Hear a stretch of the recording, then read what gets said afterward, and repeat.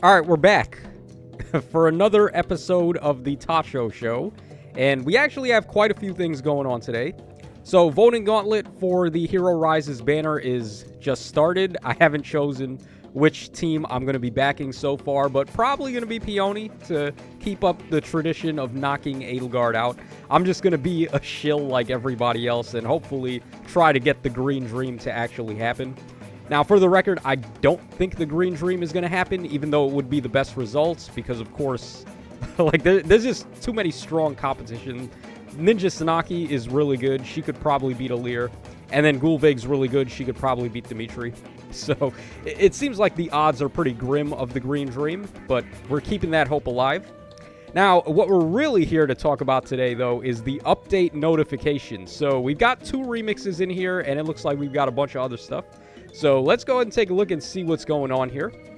Okay, first of all, we have Dagr getting her remix, which is pretty cool. So her ace skill is going to be upgraded to attack and speed Hexblade. Oh, that's actually pretty juicy, man. Attack speed Hexblade is still pretty relevant. I mean, it's still a pretty good skill. On select units like Legendary Crom, for example, this is a nice skill on him because it's giving him another bonus status to help him gain more stats out of his weapon effect. And then also, it's just giving him adaptive damage. So Hexblade is really nice. It's also really rare, too. There's only like one other unit that has Hexblade, which is Legendary Yuri.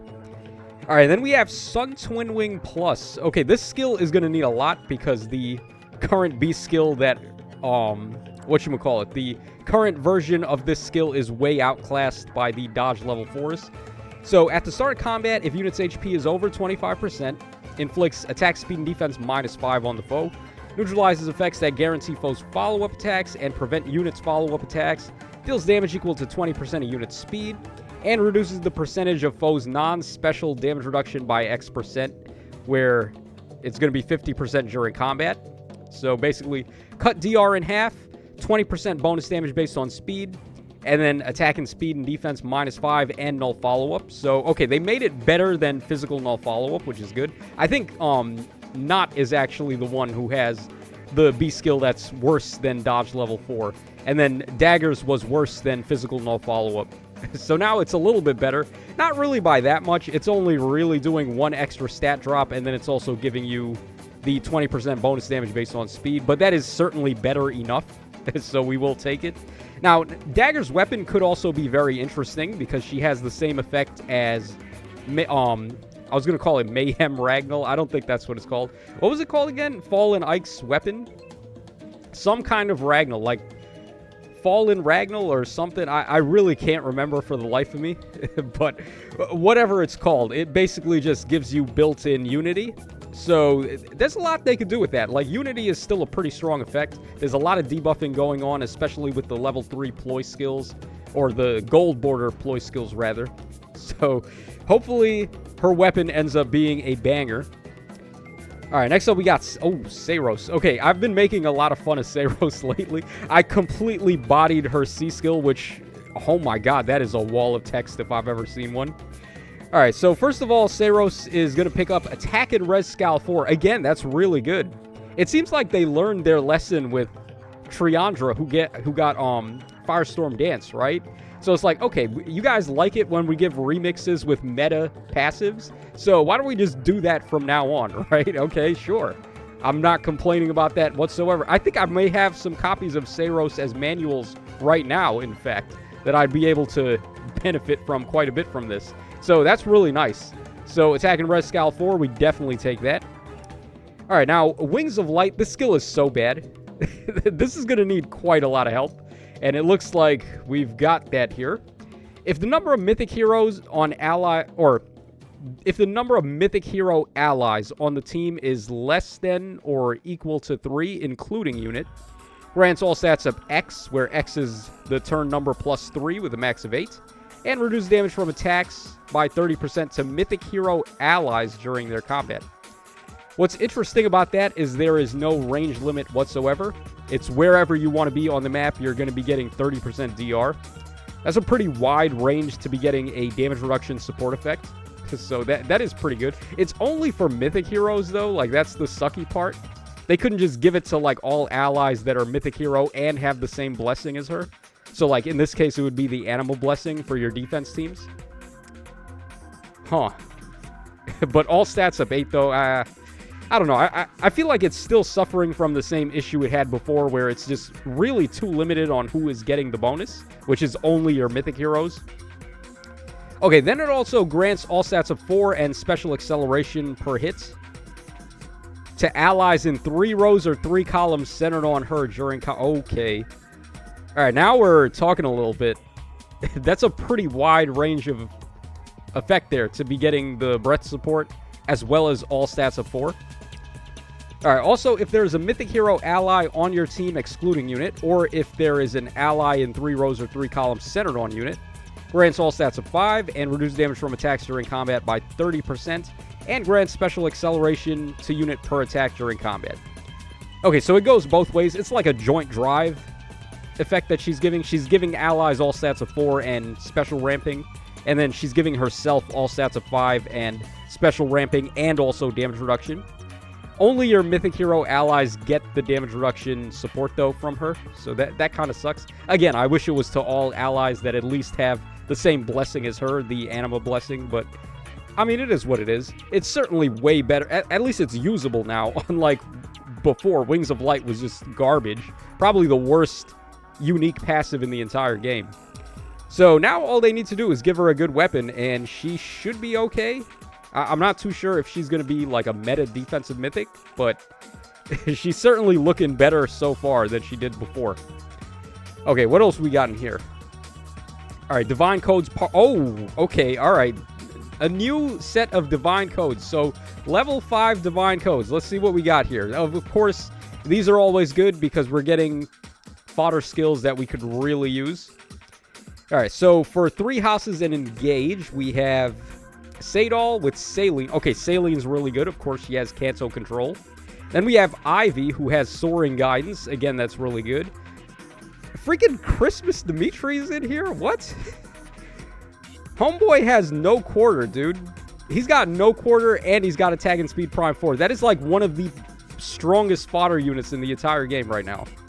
That is so good that he's in there. All right, then we have also Ingrid, Arcane Ingrid? Dude, that's just a free merge, and then you get the fodder still. That's really good. That is really, really good. So, not only is it a merge for your Arcane Ingrid, but whatever skills you've already given her are now basically going to buff this combat manual. Because now, let's say you gave her Guidance 4 and Soaring Guidance. You can just refresh her inheritance. And now you can just give that to somebody else. So, not only is Ingrid's fodder pretty solid, she's got Arcane Lewin, and then she's got Guard Bearing 4, but then it's also whatever else you've given to Ingrid already. So, yeah, I mean, Arcane Heroes in here is going to be really good. That is awesome.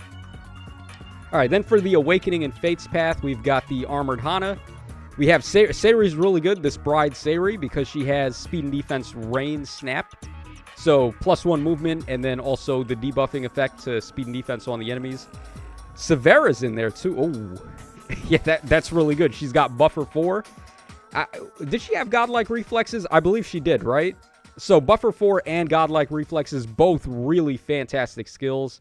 We've got the Brave Core in there with, what does she have again? Armored Flow, I'm pretty sure. And then she has a save skill as well. Her A skill was Unique, and then her B skill was Counter Roar. So, some decent stuff there. Armored Flow, Counter Roar, and a save. All pretty good. And then Lucina as well. So, yeah, Arcane Thrima is a really nice weapon. If you've already got a copy of that Lucina and you decked her out with some good stuff, this is just a free merge and then duplication of all the skills you gave her as fodder. It's so just insane that they're putting these guys in here now, like the Attuned Heroes. And it looks like there's going to be one on, like, all of these paths. That is nuts. Wow. Okay, so the Heroes in Radiance path here, we have Thief Soth. Then we have, Heather's really good. Obviously, Heather has Ruse level 4, which is premier fodder for shutting down Catria balls, and it's also pretty effective in summoner duels as well. We've got the Winter Burger King, who has, what did he have again? I think he has Distant Dart. He has Special Fighter 4. And then I think he has defense and res far save. I'm not like the freshest on the mind with his passives, but I do think that is right. Then we have Soren. Ooh, okay, so Soren also has some good stuff. He's got Flare, he's got Time Spells 4, and then he has Magic Null Follow-Up, all really good stuff. So Soren's a juicy manual, and then ends off on Gnoongagap, who's got the only Arcane Dagger in the game, and then she's got Fatal Smoke 4, a nice little shutdown to the recent legendary hero that we just got that has built-in Miracle. And what else did Gnoongagap have? I think she has Lethality also, and where was her unique? Was it in the A slot or the B slot? I can't remember. I believe she had a unique B skill, right? And then her A, I can't remember what her A skill was, though. It's probably not going to be like Flared Sparrow or Flared Mirror, though, which would be the thing you would want to pass around. Okay, then for the Binding and Blazing and Sacred Stones, so just all Game Boy Advance games are counted in there. So we got Baby Becca, who's pretty good. She has Attack and Speed Finish 3, so that's a nice little pickup for getting the level 4 a lot easier. We have this Juno over there. I don't remember what that Juno's skills were. I don't even remember if that was the recent Juno that they released on the, what was it, the Nabata banner? Or was that the Juno from way back before, the Bride Juno? I don't remember which sprite this was. It's probably actually the most recent one, though. And unfortunately, I don't remember what Juno's fodder was, so I can't comment there. Then we have Ascended Fear, who has a lot of good stuff. She's got, what does she have? Physical Null Follow-Up, Attack and Speed Finish 4, and then Attack and Speed Oath 4. So all really good. Then, of course, Baby Hector, who's got Armored Bacon, and then he's got Vengeful Fighter 4. And then we have Tana there. Oh my god, that's so nuts. Yeah, they put Soaring Guidance and Guidance 4 both in here. That is wonderful. Yeah, I can't complain, bro. Like, every single time they do these, I feel like I'm just stunned by the manuals that we're getting. It's just always really good. So, amazing stuff that they're just keeping up the trend here. Alright, then for Genealogy and Thrakia, we have Arthur. Okay, Arthur's actually not so great. I don't remember if he had anything good. He's like one of those rare 5 stars that got a inheritable weapon on release, even though he's 5-star exclusive. They've never done that again after, like, they did like 2 or 3 units like that. I think Galzus was one of them as well. And then they were like, nah, let's maybe not do that anymore. Okay, then we've got Tea Time Sigurd, who has Remote Sturdy.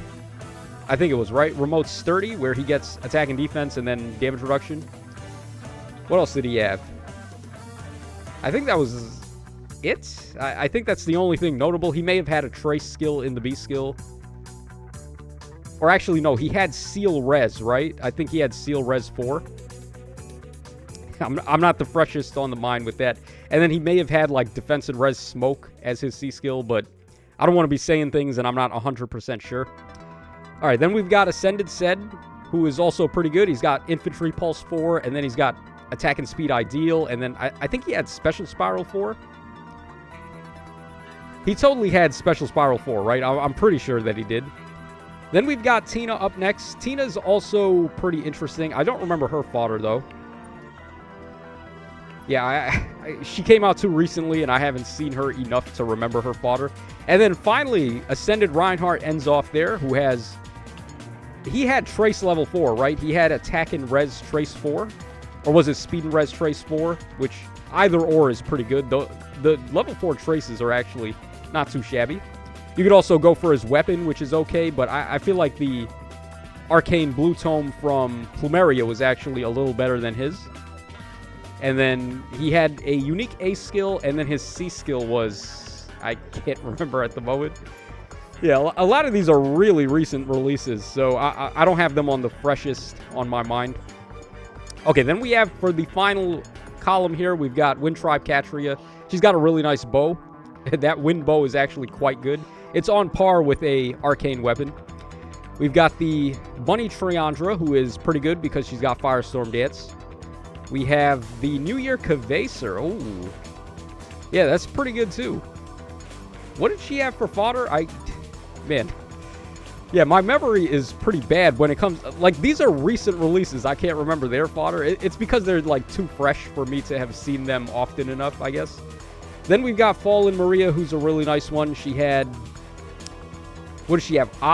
Not odd recovery. She had even recovery, and then she had Poetic Justice, I believe. And then her what was her A skill again? I think it was Attack Speed Unity. And then finally, we finish off on the Ascended Sonia, who has... Or no, that's Arcane Sonia, not Ascended Sonia. She has a pretty good weapon. Her Arcane Caliburnus is a nice weapon for your Green's Home units. Then she's got Attack and Res Ploy 3, which is also really good. And then her Unique was in her A slot, and then her B skill was Escape Route 4, right? So, pretty good stuff. All of these are really good. These are really good manuals. You can't really go wrong whichever route you decide to go on, because they all end on an Arcane hero.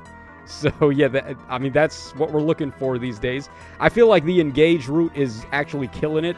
You've got Soaring Guidance, you've got No Quarter and Prime 4, and then you've got Ingrid, who's a really good Arcane hero, one of the better Arcane weapons. Also a flying unit, so you probably already got Guidance 4 on her. And then, of course, Kanto Control. This is the meta row. If you want to go for, like, the most meta stuff, then it's the 3 houses Engage route for sure. And then what else is really good here?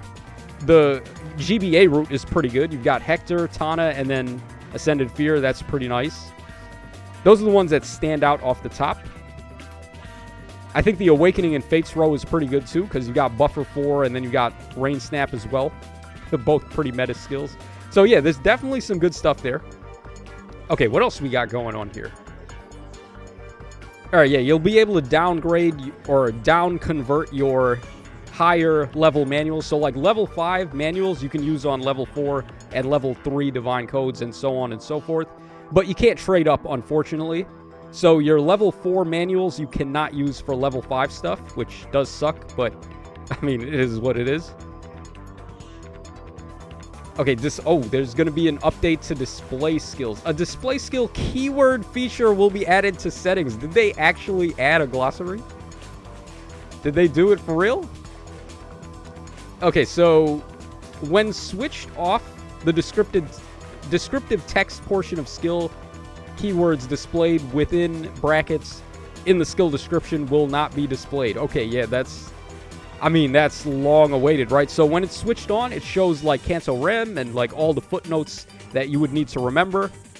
When you have it off, it only shows you the effects, and then whatever was in brackets will be left out. So yeah, we've needed that for ages. It just saves so much space, and it just looks so much nicer and neater. So, man, they are finally starting to streamline these passive effects and cut out a lot of unnecessary dialogue there. Okay, next up we have the Divine Codes for the Ephemera codes here. So we're getting Bunny Severa, and then we're also getting the Bunny Henry there. I don't remember what their passives were. I actually, like, they weren't too memorable. So I don't remember what they have. I feel like they had double rally pluses or like rally up pluses. I'm pretty sure they had that much at least. I think Severa might have had Red Cavalry Dual 4. But I don't remember too much about Henry. I think his weapon was okay. But certainly not by today's standards. It's not going to be competing with the Arcane bows or like the Wintry bow and things like that. Alright, and then for the 4 stars, we've got Benny. We got Fuga. We have Merlinus, and then we have Vanessa, and we have also Kiragi there. So, okay, sure. Looks like Fuga's going to be our Tempest Trial thing there, our Tempest Trial manual. And these are going to be the next batch of refines. So, Dagr and Seiros, of course. Then we got Fallen Corrin M. Ooh, we are coming up on Fallen Ike, aren't we? Yeah, he should be in the next batch if we're getting Fallen Corrin right now. Then we have Midori, and then we also have Annette. Annette could be very interesting because she gives +1 movement when she rallies. So, like, giving her Ruse level 4 and then turning her into a crazy rally bot would be very interesting. All they got to do is, like, give her an extra action after she rallies so she can still do an action in the turn. And then give her, like, some crazy DPS potential, make her a crazy brawler. So, she could be interesting for sure. Alright, then for our Grand Hero Battle refine, we're getting Gangrel this time. Okay, that's a pretty exciting one. Gangrel's actually my favorite villain from Awakening, because I feel like he had the most backstory, he had the most build-up for sure. And he's got a pretty interesting weapon. He does have the Levin Dagger. May not be the Levin Sword, but it's close enough, right? So we'll definitely take that. And then a long time ago best unit in the game, we have Duo Micaiah. So of course her dominance duo skill button was like so insanely busted when she first came out. Nowadays we have things that are just way better. But a long time ago, in a galaxy far, far away, that Micaiah was the girl. She was her for this game, pretty much. So going to be exciting. I can't wait for the next batch, though. Fallen Ike, man, want to see what he gets. All right, we're getting more Memento events as well. Looks like Alphonse and Kieran are stuck in a blizzard there. Sure. All right, Aether Raids is being updated, so we're getting a level 12 upgrade to the Healing Tower. All right, we're getting also some new tracks to the Concert Hall. So Whisperers from New Mystery of the Emblem and Holy Land of Lithos from Engage. That's actually a pretty good one. I like the peaceful tracks like that. So should be a nice one from Engage. All right, Summoner Duels, we're getting more favor level. They always do that. And then we're getting 2 new characters added to the Heroic Rail shop. So we're getting Pon, and then we're also getting the Desert Hawkeye, which is pretty good. Pon is really nice. He's like an upgraded version of Legendary Shez. The only difference is that he doesn't have effective damage. But for the most part, his weapon is just better than what Legendary Shez does. So he's pretty good for a DPS for a Dagr type unit. Our other changes, behavior of some skills will be corrected. The Holy Light special skill series, so Holy Pressure, Light's Restraint, Holy Panic, etc., will be adjusted. Currently, the part of the skill that inflicts a penalty on a designated foe after combat when the special is triggered is not triggering after combat in situations where the unit is defeated. Alright, that sounds like a glitch to me. The skill will be adjusted so that this effect does trigger even if the unit is defeated. Okay, that makes... I mean, that should have been the way that they worked in the first place, because I'm pretty sure that's how they're described as working. Like, after combat, the enemies in 2 spaces of target take the status debuffs. So, alright, they're going to fix all of that. And it seems like that's just about it. So, very substantial stuff, man. This is a really good batch of update notifications here. We got some crazy remixes, it looks like. Attack and Res Scowl 4 along with Attack and Speed Hexblade with these sick remix passives.